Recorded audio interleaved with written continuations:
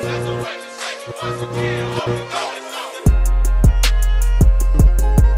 and welcome to the 8th episode of the Bucket Lounge Podcast. I'm your host, Brandon Garcia. Joins me, my co-host, Maurice Palma. And we got a special guest today, a guy that I grew up with, doing big things. Check him out later. Jacob Falach, what's going on, my guys? What are we doing, fellas? Thanks for having me on, man. What's going on? Thanks for having me again, bro. Let's go. I'm ready. Let's do this, man. Thanks for watching, guys. A lot guys. of stuff to talk about, man. A lot of stuff to talk about. I mean, right now in the Mm-hmm. NBA world, the reason why we have Jacob on here, Kyrie Irving. I mean, it's like every week he's in the news for something. Every week. It sucks because he's such a talented player. But the topic that we're going to cover is this the last straw for Kyrie Irving? So we know he's had some issues with some anti-Semitic stuff this past couple weeks. He reposted on Twitter a link to an anti-Semitic conspiracy movie, and the NBA has been wanting him to apologize. And today they really expect him to do that in the media. Didn't really say yes or no, or I'm sorry, or this and that. No accountability was taken.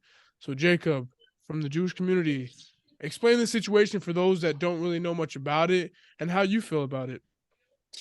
Yeah, man. So basically, a couple days ago, I don't want to lie and say that I know the exact day that he posted. I know it was recently. He shared an Amazon documentary that came out in 2018. It was called Hebrews to Negroes, Wake Up Black America. I hope I can say that word without getting canceled.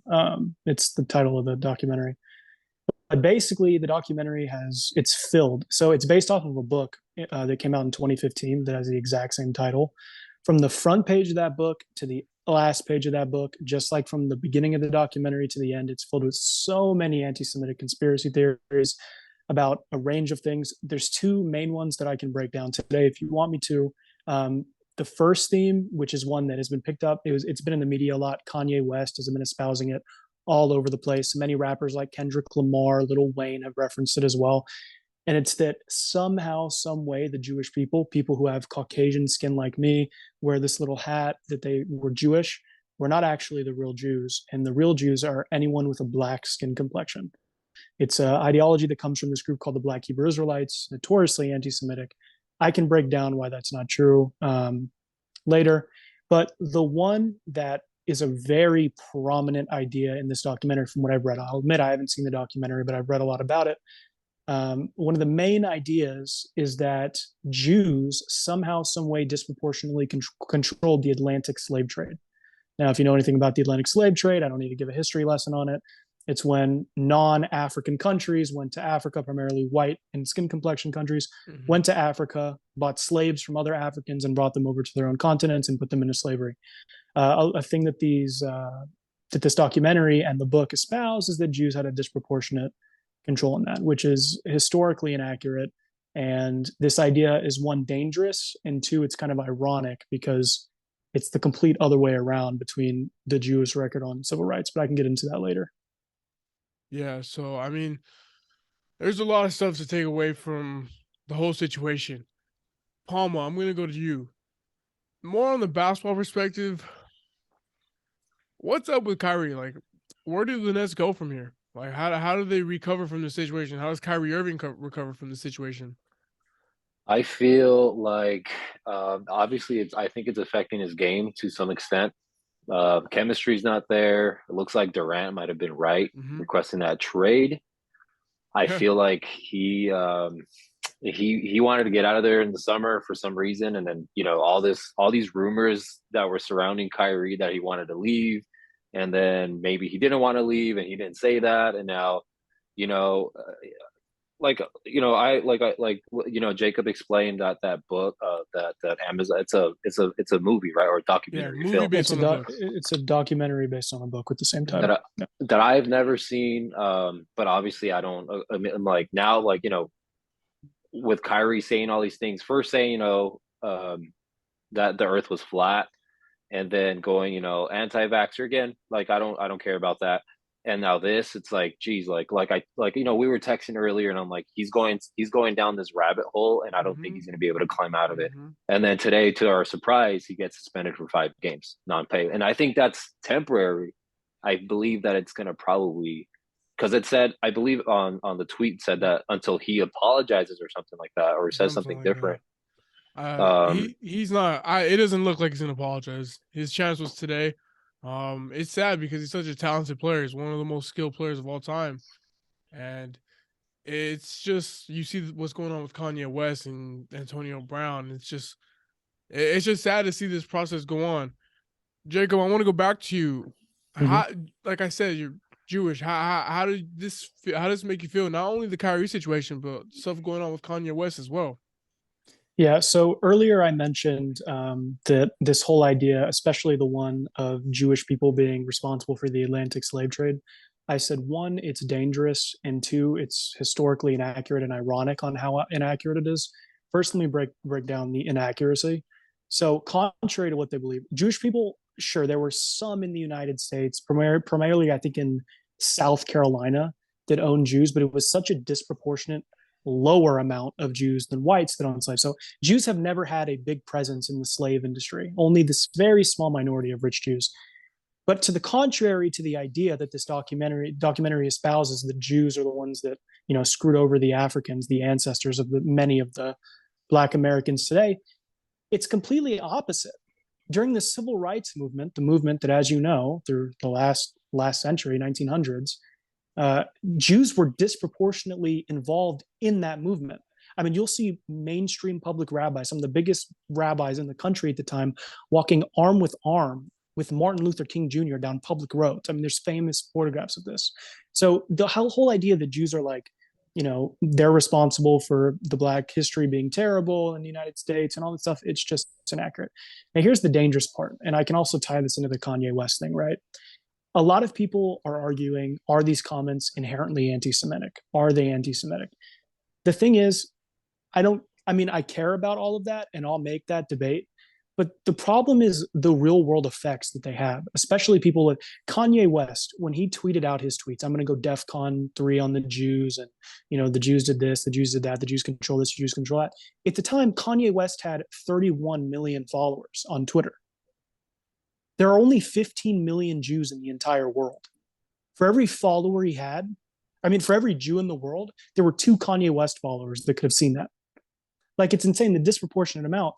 But then when people like Kyrie are posting this, who, I know there's a lot of NBA fans who are not African American, but I know he has a lot of African American fans. Jewish people only comprise of 2% of the United States population, yet they're victim to 60% of all religious-based hate crimes. So now, I don't know how many followers Kyrie has on Instagram or Twitter where he posted this. I'm assuming, I don't know if it was Instagram or Twitter where he shared it, but I'm assuming it's in the millions. There's a significant chance now that a young African-American person who saw this and believed it is going to be walking on the streets somewhere like in New York, and they're going to see a Hasidic Jew wearing his headpiece saying, hey, that guy is responsible for what happened to my ancestors. And they're going to continue to violence. That's why the rate is so high. Yeah. And a lot of these violent attacks against Jewish people that are religiously merited come from the Black community. Not all of them. I don't want to say a majority because I'm not totally familiar with the statistic, but I know a significant proportion of them do come from Black Americans. So this is just going to heighten it with the Kanye West stuff as well. Yeah. Can I ask Jacob a question real quick? Go ahead. Hey, sure. Personally, what's your personal, were you offended by it? Are you offended by it? What's your thoughts? Yeah. Listen, so I'm politically conservative. So a lot of my activism and a lot of the stuff that I talk about online is pushing back against people who are way too quick to be offended by stuff. Like, I don't want to get political in here, but from 2016 to yesterday, I've been defending Donald Trump, saying he's not racist, like stuff like that, But this stuff right here, where Kanye West, because Kyrie Irving just shared a link, right? Kanye West coming out and saying all this stuff, the conspiracy theories that are espoused in both this documentary, as well as some of the stuff that Kanye has been saying, are conspiracy theories that throughout history have subjected the Jewish people to genocides, most recently the Holocaust. And there's also been numerous pogroms throughout Europe. The Jewish people, dare I say, are the most historically oppressed people on the face of the planet today. No other group of people has survived the type of stuff that the Jewish people have gone through. I like to believe that's because of the grace of God. However, historically speaking, there is no group that has been through as much as the Jews has. And it's because of these same conspiracy theories. These are nothing new. Jews being in control is nothing new. Jews being greedy with money is nothing new. That has roots into medieval Christendom within the medieval ages. Right. And the thing about it that has me feeling like a Jew, I love the United States of America. I love our Constitution. I don't think anything will come out of it legislation wise to discriminate against the Jewish people. I don't think so. But you have to learn from history, and it's important to draw these parallels and look at these repetitive conspiracy theories that are coming out.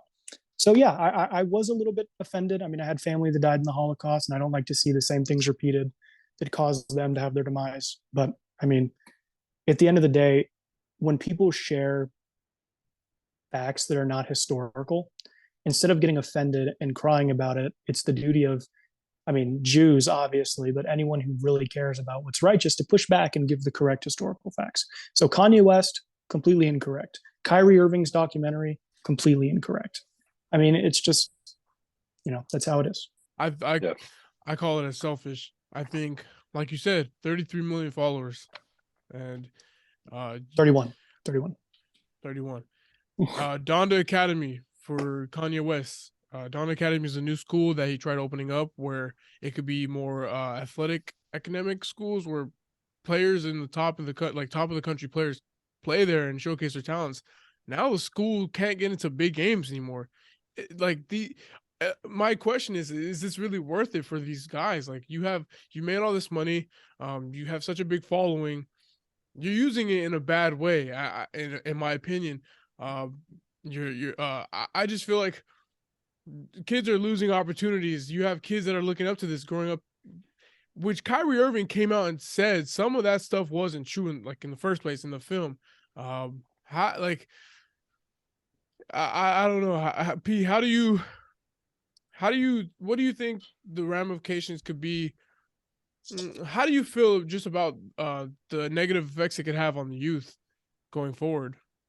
Well, like Jacob, I think Jacob hit it right on the nail, like saying that there could be a little kid, and he's a big Kyrie follower, loves Kyrie, like me being a big when I was growing up, growing up with Kobe.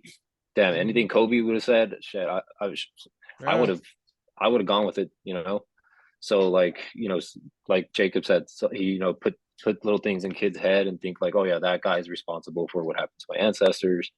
And yeah, it's Jacob, like that's why I asked Jacob, help me, educate me on that, because I'm not really educated in that, in that form, that type of stuff.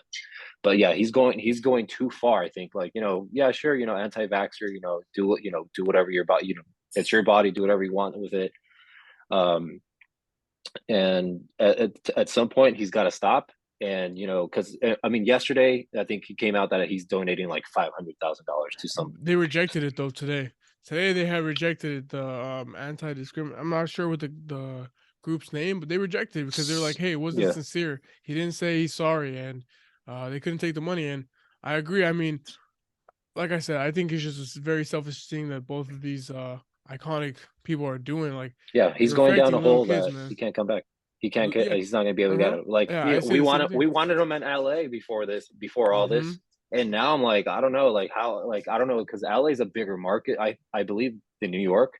Maybe the same, but like to me, basketball wise, LA is bigger. And he has an even bigger, I'm not sure if, Jacob is familiar with this, but when you're in LA, when you're playing for the Los Angeles Lakers, like you have a microscope on you. If you perform bad, you're going to get, excuse my language, you're going to get shit on.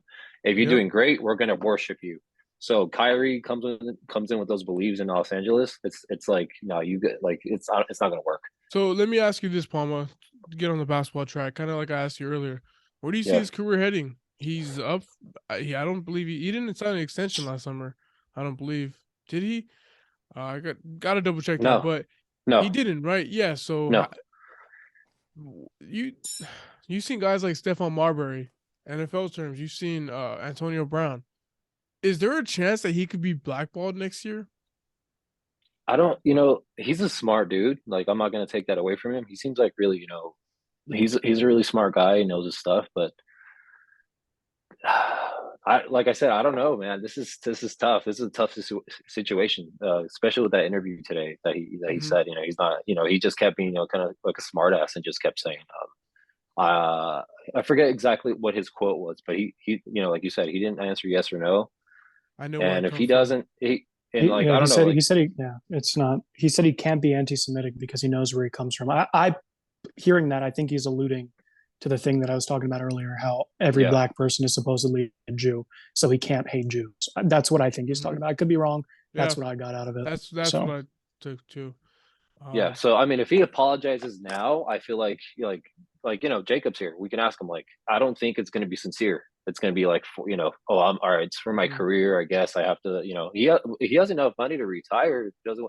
If he's like, supposedly, like he speaks the truth, and he's all that, this type, like, then retire, because the NBA is going to continue to try to shut you up.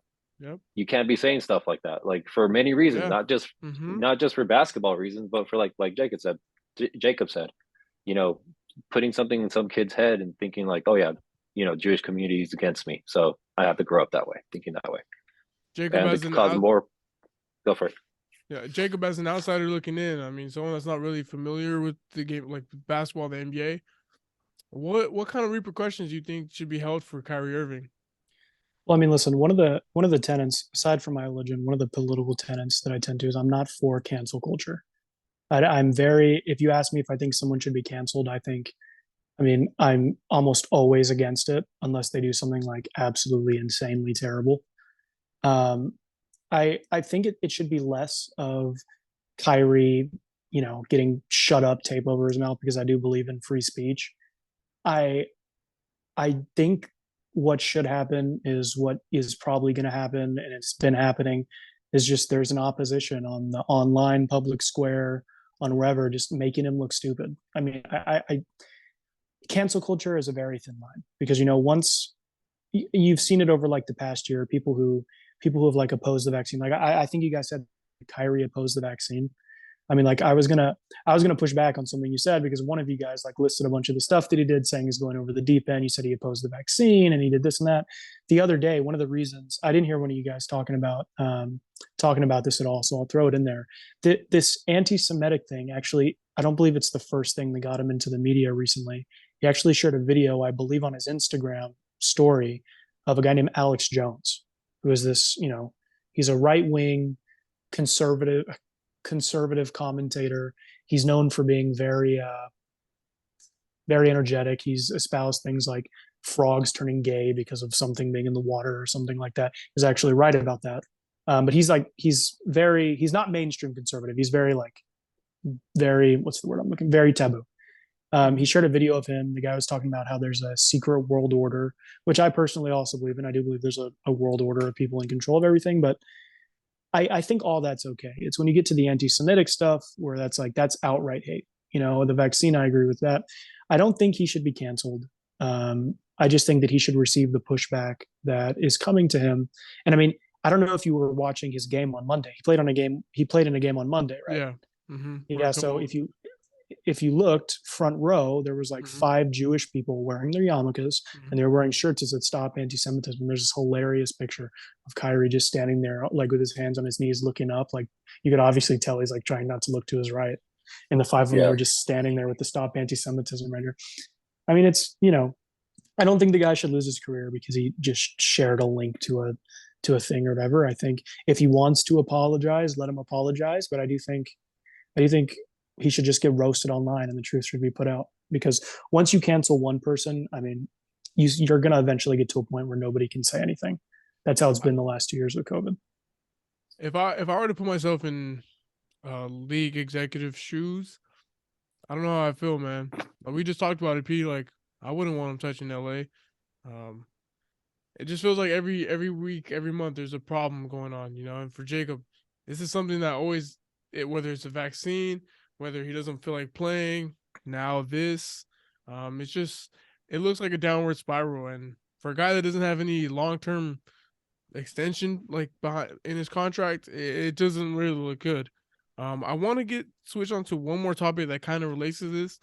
The NBA has had a really really just bad look on them this past year. I'm going to go down the list of some players, and the names it will ring to you what they did. Um, it was announced last week. Josh Primo from the San Antonio Spurs, second-year player with a lot of potential, was waived because he exposed himself a couple times to a couple female employees around the league. A couple slap on the wrist, did it again. They waived him. Ime Udoka, a rookie head coach who took the Boston Celtics to the NBA Finals in his first year, had an inappropriate relationship that went sideways, and we'll get into it in a bit, Palma, but he got a new job. Miles Bridges, a guy, 20-point per game scorer, borderline all-star player, up for a contract. Domestic abuse on the mother of his child. He's to be determined. He had a court date announced today. Whole situation. Myers Leonard, anti-Semitic slur. He's out the league. How does the NBA recover? Like what kind of look is this for the NBA, Palma? I think there at one, now that social media is a thing now, like Instagram, Snapchat, everything. All these social media companies are out now. Like the NBA is going to always have this problem. They're never going to be able to hide things like they used to, like in the '90s. Just sweep it under the rug. NBA is super powerful, and it's going to come to the point where they just have to like deal with it. I think it's just going to be like everything else. It's just going to get swept under. Like Miles Bridges, I think, in my opinion, this is probably the worst.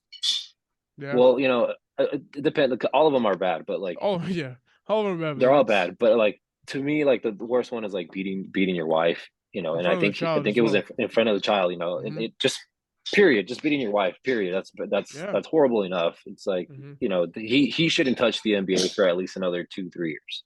Right. But I mean, he got a slap on the wrist today. I believe it was today, right? He's getting a 3 years probation. 3 years probation. Yeah. Yeah. So that's pretty, the interesting thing is like, who's going to take him in. Right. And I feel like no NBA team should touch him. Like Jacob said, and I agree with Jacob, he should get clowned on for the next couple weeks or, whatever is coming for him. And then we all move on, and hopefully he apologizes, and that's it. Because that kind of talent being out of the NBA, that's crazy, man. That's crazy. I think something that's not being talked about enough is how much power the players have been given over the past couple of years, and we're seeing it being taken advantage of. Like we said, all these players are getting slapped on the wrists, and I don't know. Just in my opinion, I think it's kind of some of this lays on Adam Silver's hands. The way he's handled some situations, when he first came into the league, the Donald Sterling situation, racist owner, right away, he banned him, made him sell the team, and it kind of felt like, oh, he's putting his foot down. He's not scared to stand up to some of these people, these notable figures in the league, especially an owner.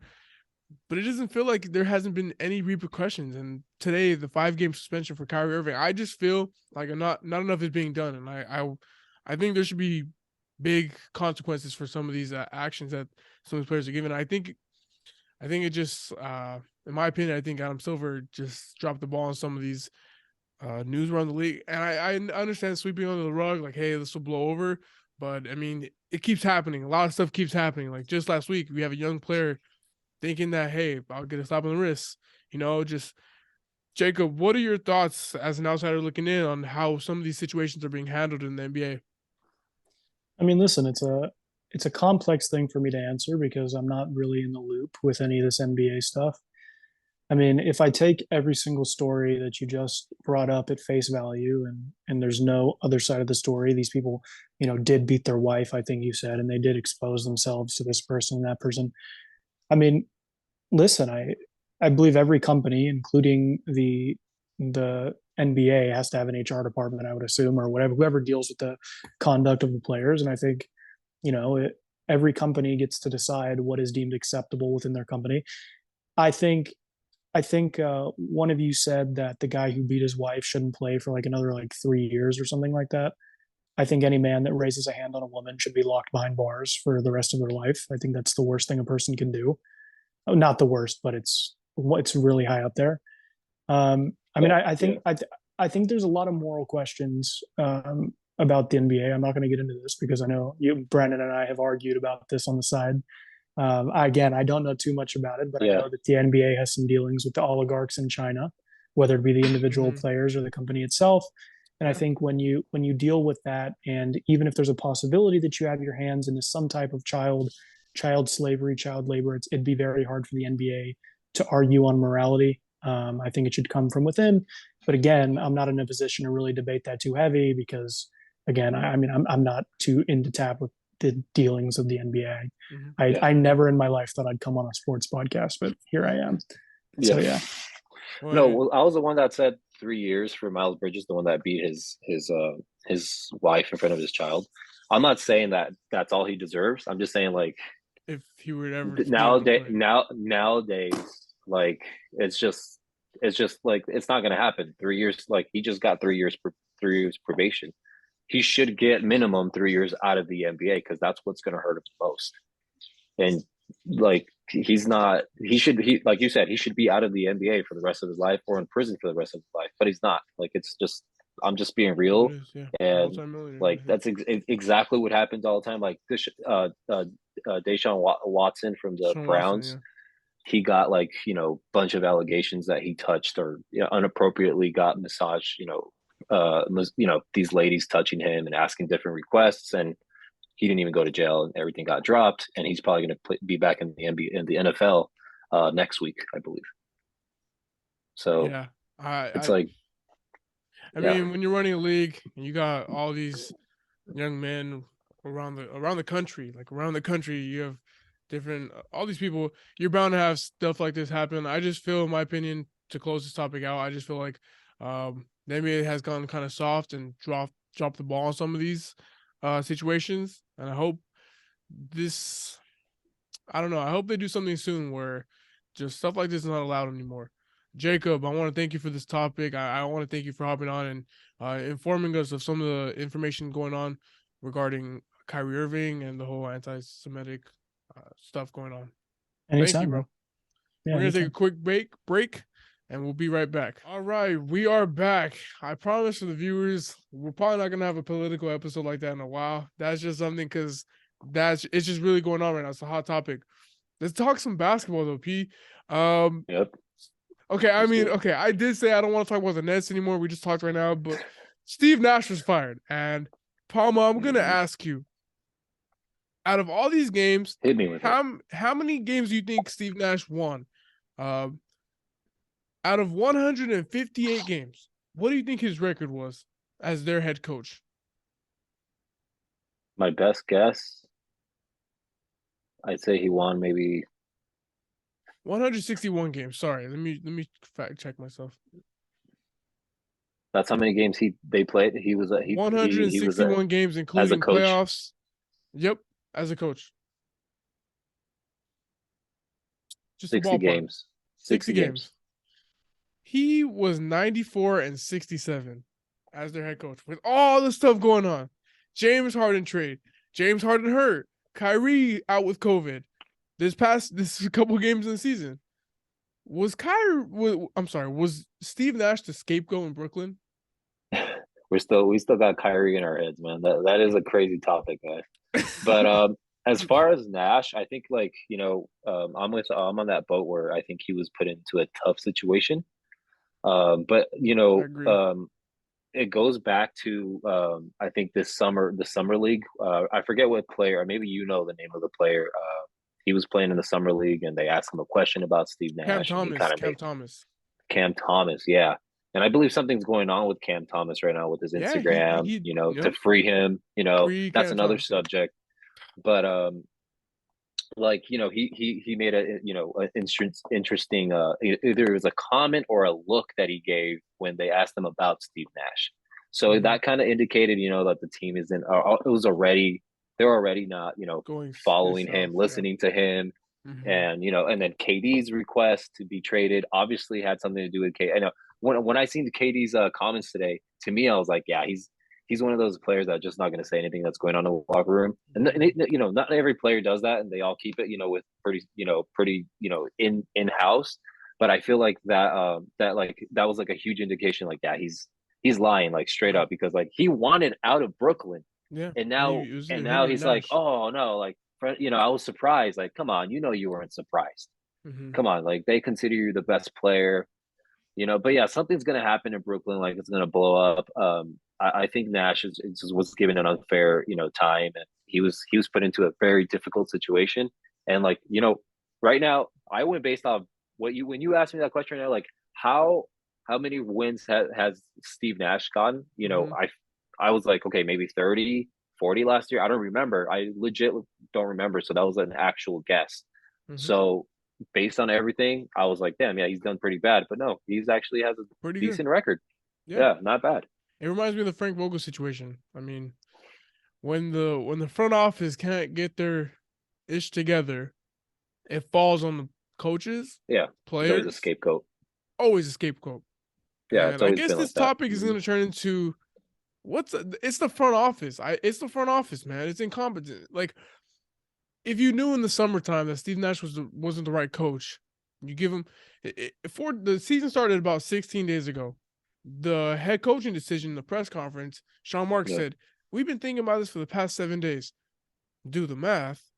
7 days. They only gave him the chance to get off to a good start. yeah, How selfish is that? How Steve Nash, we could tell he just wasn't.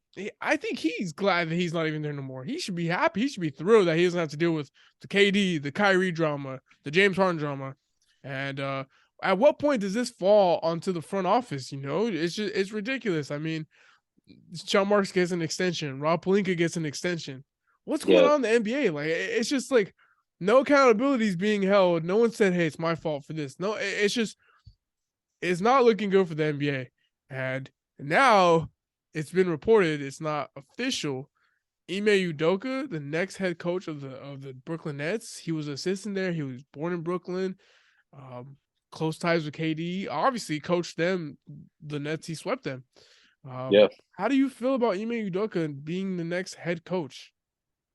You know, damn, that's another interesting topic in itself. He's just fresh off, everything that happened with him in Boston, and now he's thinking about, well, not thinking about, but and you got to think, like, that's a good opportunity to take, because there was a report saying like he was done, like he's probably never going to coach Yeah. again, because maybe Mm-hmm. front offices wouldn't trust him because of the scandal that was going on. But as far as like playing with, coaching the Nets right away, like, if they respond well to him, maybe they start. I mean, they have the talent. Like, everybody knows they don't have a defense. They cannot guard. It's like, it's the Mm-hmm. opposite. Lakers can't Yeah. score. Nets can't defend. It's like if he comes in and he starts getting them to follow, play well, but then you have to consider everything going on with Kyrie and now Cam Thomas. Like, is he going to be able to bring them together? Is there going to be Yeah. like distrust with some of the front office? Some people like, yeah, like, I don't want my wife near this dude. Like, there's all these things that you got to take into consideration.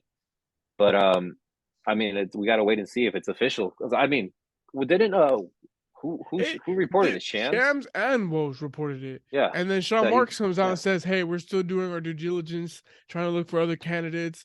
But I mean, everyone's seeing right through their teeth, man. The whole summer just I don't know. As a guy who has hopes of one day running a front office, I, they're setting bad examples. Like Ron Pelinka, Sean Marks, it's just not looking good. Um, yeah if you would ask me the question, do I think this is going to work? I want to say yes. I think a lot of me for the past couple of years is just um, very optimistic of situation. Like, oh, this is going to work. The Russell Westbrook trade, it has to work. It can't fail. And yeah just as time goes on, I just get less optimistic, and I just don't think it's going to work. I don't think you could have a guy who, granted, he did change the whole Boston Celtics defense 180. They went to the finals. They had one of the best defenses, if not the best defense in NBA history. Your point guard was Defensive Player of the Year. Granted, Ben Simmons, when he's healthy, he's probably Defensive Player of the Year candidate. KD's getting a little old. Nick Claxton is your only rim protector. Other than that, you have Well, I don't know. I okay. don't about. I'm sorry to interrupt you. I don't know about Ben Simmons right there being healthy or not. I think Really? if you're referring to healthy, I feel like mentally healthy. Yeah, Because yeah. I think it's a confidence thing Hmm. where he can be an elite defender and he can do other things. You know, like he was, I Yeah, mean, dunking on people. He was, Jesus, like he was kind of like a mini LeBron to some extent. yeah. Just No, obviously seriously. with zero shooting, And but I guess that got I to him. guess what Yeah, they're hoping is that he just changes the mentality. Like I like how you pointed out mentally healthy as well, because I think his problem is just his confidence. Um, exactly. I Yep. just to me it's just unrealistic. It just feels like Katie and Kyrie are just they're out the door. Like they just got one arm in the door where they're just ready to close it too. Um, Yeah. I like I said, I want to be optimistic, but I don't see it happening. I don't see it happening because like I said, you just can't expect a guy to come in here and flip the switch. Usually, when a coach gets fired, the players are like, "Hey, this is exciting. All right, we get to be free. Jacques Vaughn's our interim head coach. Like, this is cool. Like, it's like having a substitute teacher at school sometimes. All right, it's gonna be a fun day at school. Like, Yeah. kids just gonna be having fun. Same things happening. Same things happening. They're Yeah. not playing And defense. all power to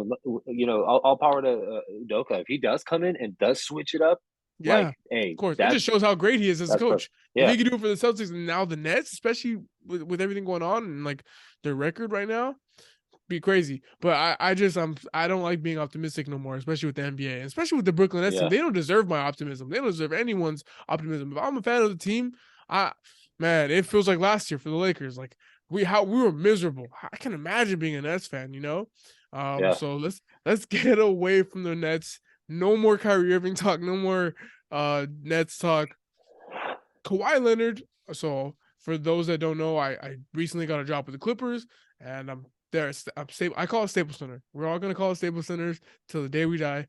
I've had a first-hand That's right. look at the Clippers team, and Kawhi Leonard has been sitting out almost all the games. He's played in like one or two games, and he's come off the bench at that. And when he has played, he looks pretty damn good.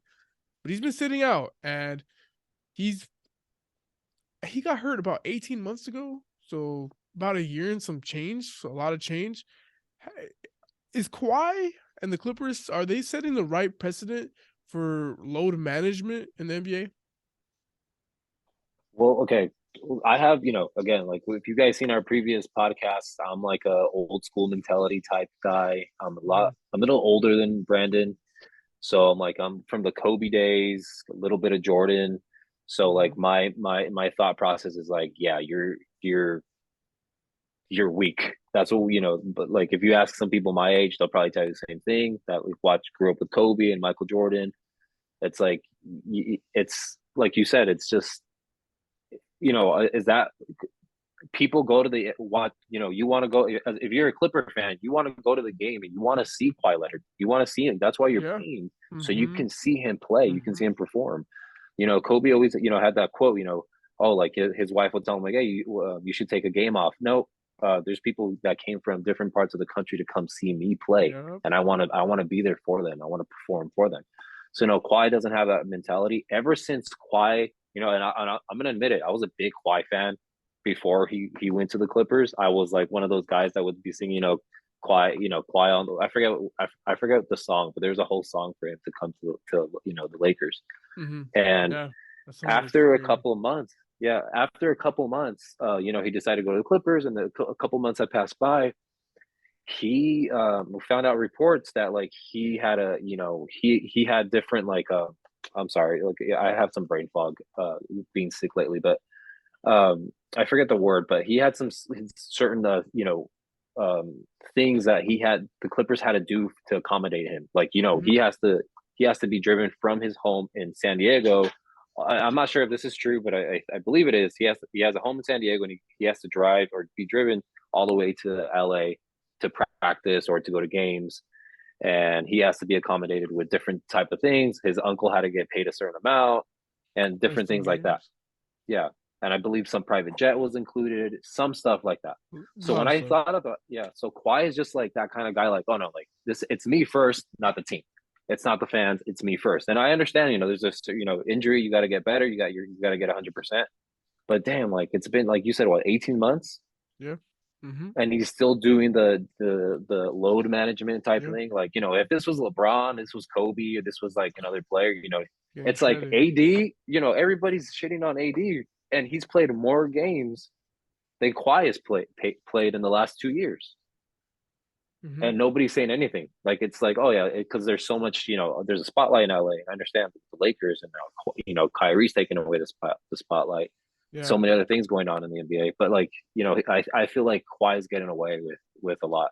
Yeah. I mean, look, when you're, I watched the Old Man of Three podcast with JJ Redick where they interviewed Ty Lue, and Ty Lue said, yeah, well, I mean, I think this is known when you're the best player on the team, you get away with certain things, you get certain accommodations. It's normal. It Yeah, happens in every situation of work. If someone's making you the most money, you got to do what you got to do to keep him on the payroll and on the staff. But yeah, make him for a happy. team for a team that has a lot of championship aspirations, it's not good to have your best player in and out the lineup coming off the bench. They're Yeah, a lot of the games that they've played and that they've lost. It's just from what I've seen, um, it's just there's no gel, like there's no groove to the team. There's no one like it doesn't feel like you can talk about, yeah, we have Norman Powell, we have all these great players, so that way when Kawhi doesn't play, they could just be plugged in. That's not how things work sometimes. You gotta have yeah, chemistry and part of that is exactly. What having does your that best tell the player other on the players? floor. Exactly. And in that interview, he talked about, yeah, we're keeping these guys ready, this and that, but you can only do so much when your player is not, when your best player is on the floor. I think it's setting a bad precedent for star players. I mean, there hasn't really been much players that have been doing the same thing Kawhi has been doing, but I used to like the term save for the playoffs. The playoffs is where it matters most. But in recent Yeah, memory, the playoffs don't mean crap if you're not either healthy or if you're not don't have chemistry. We've seen it firsthand with the Lakers. We've seen it firsthand with other teams, and I don't know, man. I don't like it. I don't like it at all. Paul George has been carrying. Paul George has been carrying. But how does Paul George feel when Kawhi comes back? Oh, I've been balling. I just hit a game winner last Friday. I just hit a game winner in front of the crowd. I feel like the man. I feel good. John Wall, I'm getting these certain minutes. I'm getting the ball this much. All right, I'm feeling confident. I'm not saying Kawhi is a ball hog, but Kawhi is a ball dominant player. You got to feed him the ball.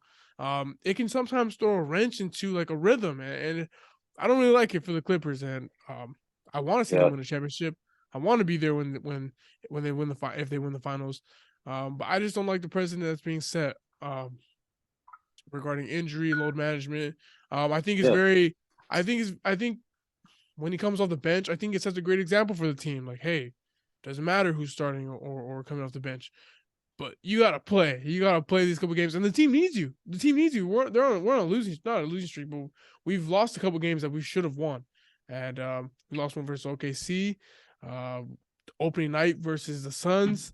We have a slogan called "Give no quarter," and there's sometimes where we're just blowing quarters and stuff, and it just, I just wish. I don't know. I just wish he would play more because, like you said, the fans are here to see him. When I'm on my break or the game, I'm done with my shift. I want to see Kawhi play. I want to see Kawhi ball out yeah, at Staples. He got what he wanted. He's in his hometown. He's in California. Like you said, he's not 2 hours from San Diego. Like he got what he wanted. You know. Now it's time for you to play. And it goes with other players in the league. Like a lot of players just don't play no more. And like back in the day, I mean, it statistically could be bad that you play 82 games in the season. It's bad for your body, bro. You're getting paid millions of dollars, bro. Like you're getting paid money oh that yeah, a lot of us yeah. probably No, won't ever see in our lifetime, you know. And it's different um, from a long time ago. Way different. yeah, and Like, you're just yeah, playing like, yeah, basketball. It's a like a kid's lot. game. Even like, It's a yeah, kid's game. exactly. A bunch of players like now, like the older players, like even older than my time. It was Yeah, Charles like they Barkley's, would say like, Shaq's. yeah, exactly. They'd say like, yeah, like team didn't care as long like they need to sell tickets. Like you need to go out there and play. Yeah. Like, Mm-hmm. and now it's different. Now you got to think about health, and like you gotta spread the career. You gotta have a long lasting career so that you can play a long time. But Kawhi, I think he's crossing the line. I don't know if Yeah. something's wrong with it's his knee, right? Yeah. It's his knee, and then yeah, it could be other stuff that we don't know about. But I mean, he obviously had the ankle injury, and then he had a thigh injury, and who knows if it inflamed it or if it got it to act up. But I mean, there hasn't been any word on it. Yeah, it's weird. It's a weird situation, and Kawhi's always been like to himself, and Yeah. I don't want to call him weird, but I like he's he is a little strange. From the comment recently saying like, yeah, I don't watch basketball like that. I just watch, maybe I'll watch film here and there, but I don't watch basketball. Which is Like fine. it just to me, and this is again guys, this is my opinion. Just like to me, when I got from that, it's like he's kind of done. Like he's like, I just want to play a couple more seasons, maybe one or two, and I'm done. Like Kawhi's gonna be that That's how one he's always been. that dude when he retires, we're all gonna forget Never about gonna him. hear him He's just again. gonna nothing. Yeah. You're not gonna know anything about Yeah. Kawhi ever again. Yeah. I don't know, man. If I had the chance to play for millions of dollars, bro, I would play for free on that team. Like, Yeah, it that's just your love. That's the love that you have, you're the the leader passion. of it. Yeah, you're the leader of the team, man. I know he has, and I'm not saying he doesn't have any love and passion for game of basketball and playing, but you got to set that example. Your actions speak louder than words. But I'm sure he'll be at the end of the season. He'll ramp it up and he'll be playing. But Yeah, in the current moment, you can't. You just have to set a tone and a lead and a culture from day one. You have to set that. And I guess coming off the bench was his way of doing it, but you got to keep doing it until maybe it's December, maybe it's January. Things can kind of stale. All right, yeah, taking some days off, cool. But the first 5 games, like 6 games, like that's when you get tickets. Not tickets the most, but I mean, it's hard to sell seats. And when you're the best players not gonna be playing, it's for the franchise and to make money. It doesn't really look good. But yeah. I hope he picks it up. I hope. I'm sure people are learning from it. And I hope players don't get away with crossing these kind of lines as we go down forward. Because, like you said, Kobe didn't want to let down fans, and I hope a lot of players keep that with them and know that a lot of people don't have that much money, and they spend all their hardworking money to go watch you play. So Exactly, and they were my pick. They are still my pick they to still are. to Yeah, it's Warriors and them to go to the Western Conference Finals, and yeah, both teams are making me look bad right now. yeah. But it's like we said, it's the It's still beginning of the early. season. Yeah, We can look 6 months from now and be like, "Damn, this podcast was 100% wrong." This is, yeah. you know what I'm saying? But that's part. It's part of the job. We got to cover what's going on. We got to be unbiased. We got to be Yeah. real. Last, we're gonna go off on a happy note. Born Laker fans, whatever. Russ has been balling out, Oh, here man. we go. Sixth Here we man of the go. Here we year. go. Hey, should the Lakers keep Russ, or is his value high enough to get him out of here? And hey, let's bring in some real shooters, some real players for our team. Man, like I'm gonna have to give it a rest, man. I mean, hey, you're my proof. I've been saying from the beginning he should come off the bench. That's the best Mm-hmm. position for him, for us, for the team. That's where he's gonna excel the most. Since day Is one, you've been coming saying it. off the bench. He's gonna be so good at it. You gotta go coach And the no, Lakers, man. yeah, like his ego, just drop it a little bit. You're still gonna get your minutes. You just got to come off the bench. For some reason, it's gonna, and there you go. It's only been 3 games. It's a short, it's a small example, but he's still been balling out. He's been doing Yeah. great. I did notice it. I don't know if any of the watchers here noticed this, but I saw his post game presser, and he seemed a little upset with the first three or two reporters. I don't know if it's something personal with them, but he did seem upset because he didn't. To me, it was like maybe because he didn't get to play in He didn't overtime close and even the fourth quarter, even the even the last like fourth minute of the quarter. fourth Yeah, quarter, couple minutes. because he did have like 2 turnovers. And what did Darvinham do? Something that Vogel should have done. That I think he would have kept his job if he would have just Mm-hmm. taken him out. No Mm-hmm. offense, like Even the I don't mean Blazer to offend game, anybody. even the Blazer game last week. Having the balls to take him out and be like, hey, you're gonna sit down, you're Yep. gonna watch the game, because right now this is what we got, the best chemistry with this five right Yep. now. So, Mm-hmm. and it seemed like he was upset in that presser. Um, can you see? Yeah, my bad. It seemed like he was upset in that presser, and like he was a little annoyed, and then I forget who, a female reporter, asked him a question. He was like, he kind of mellowed out, but I don't know. Like, hopefully, as to answer your question It's about an the adjustment. trade, I feel like if he continues like this, we should keep him. It's he's an expiring contract. We keep him, and he starts playing like this, then we're good. We should just trade. Maybe look at none. And something you don't agree with, and I think we should trade Patrick Beverly, because we're getting Dennis back, and he Mm-hmm. will take that. He'll take Patrick's role. and ship them off for a shooter or two. Okay. I don't know who, but somebody, because I still think we're going to need shooters in the playoffs to succeed. Of course, and you're 100% correct. To go back on your first remarks about the post game presser, of course, I like his attitude. You see it when he plays. And Darvin Ham, like we talked about this when Darvin Ham got hired on one of our first episodes together. Yeah, Darvin Ham was the type of guy that would make that decision, and he's fearless, and he doesn't. You 2 turnovers, man. We saw what happened in the Portland game. You come in the game and we lose the game. You know, it's an adjustment period. Carmelo Anthony went through it. We seen the pressers like Carmelo would be petty or this and that. Hopefully this just changes Russ. Like it's gonna change Russ, man. And I think the Matt Ryan shot, which damn DoorDashers still deliver at nighttime. Yeah, man, dude was Matty Ice, the new Matty Ice. Like, bro, I was watching. I'm like, yo, this is crazy, and we should have lost that game. We should have lost. The Lakers should have lost that game if we're keeping it real. But on Russ was on the bench, and there's a camera where he's excited and he's running out. And I think if this was last year and that would have happened, we would have just seen him stay on the bench. I don't think he would have got up and ran after his teammate like that. So I think it shows growth. And I think he's gonna be a little like, I'm still a little mad that I should have been. He didn't play the last couple minutes in the fourth and overtime at all. Which was a great call by Coach Ham. Because the last couple plays, LeBron shoots a fadeaway, and we'll get into this in a bit. LeBron needs to cut out with all them fadeaway threes, step back threes, and let FU threes. That's not like, bro. You got bailed out by Patrick Beverly, and who else got it? Someone else got a rebound. I think maybe Austin Reeves. Some of those players save LeBron, like they save LeBron, and I think it's just a learning lesson, and I think it's a great precedent being set, and this is something good for the culture. And I'm big. I'm one of LeBron's biggest critics. But I'm gonna. He was a little sick. He did have some kind of virus yesterday. Who knows if it was COVID? Because they're not testing anymore, or strong. There is something going around right now. People getting sick. So he said he was in the bed for like 3 days. He even missed the Halloween party, and we all know he loves to throw those and be involved in those.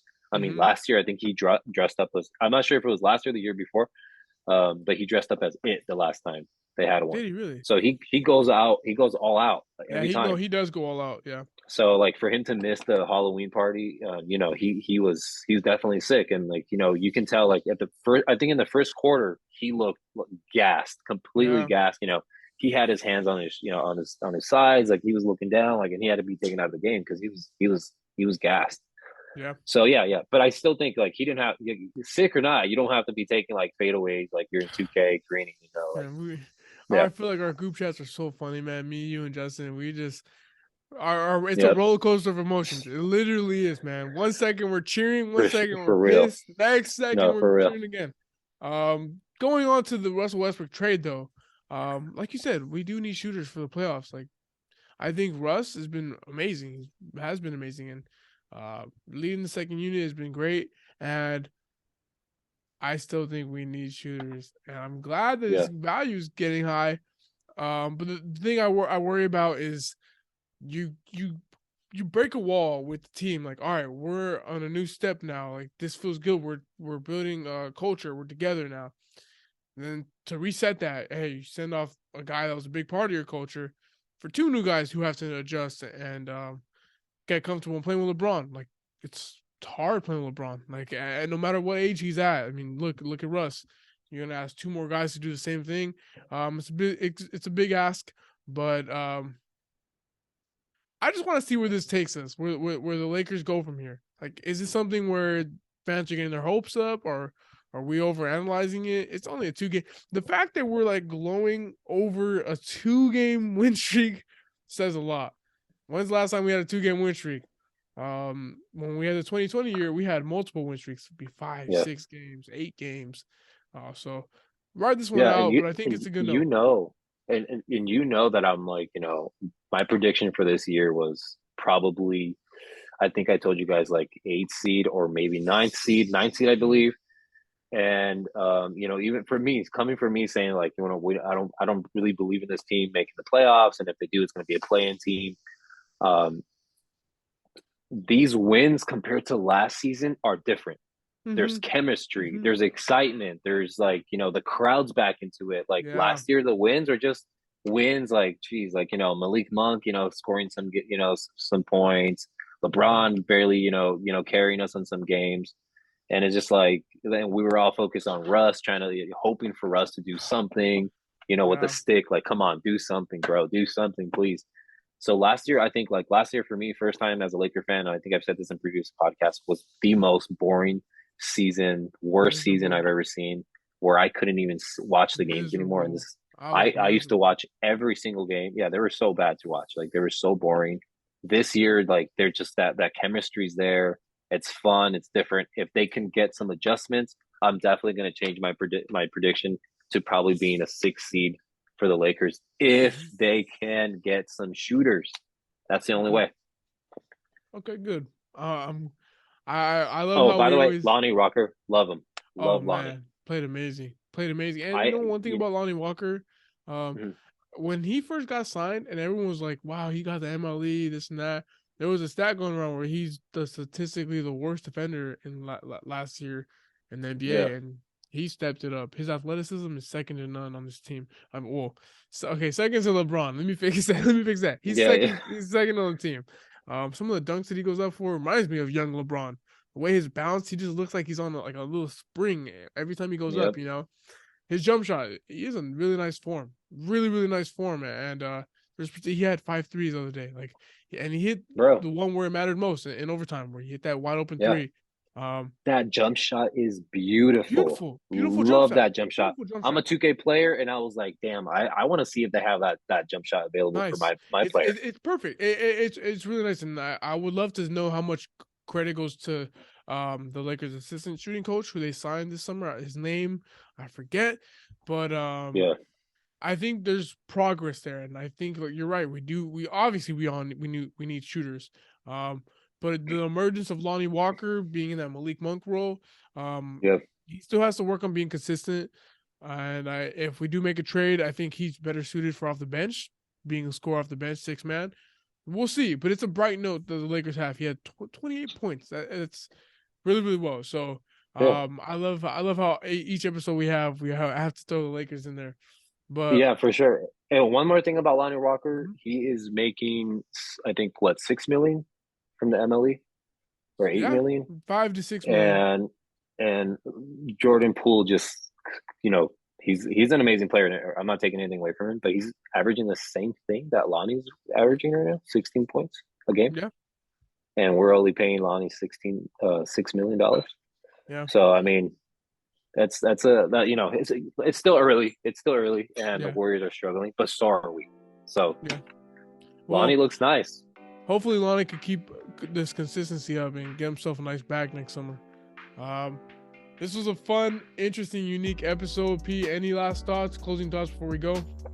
This was different. This was a little politics. Me and Brandon don't like getting into politics, but I think it was this topic is going around, and we had to talk about it, and especially get Jacob's perspective on it and how he feels, Yeah, and so that people can they can see another point of view to see how they actually feel about it, instead of just what our opinions are. yeah. Because like I said, Yep. I'm not really educated in that kind of stuff, but it was Mhm. really interesting to see, Yeah, and I was happy to have Jacob part of the podcast. yeah. Well, yeah, like you said, it was very interesting, very unique, very educating podcast. If you listen all the way, thank you for listening. So like, subscribe, share all that stuff. This was episode 8 of the Bucket Lounge. Tune in for next time next week. We'll have more topics to talk about. We're signing off. Peace. Peace. Thanks for watching.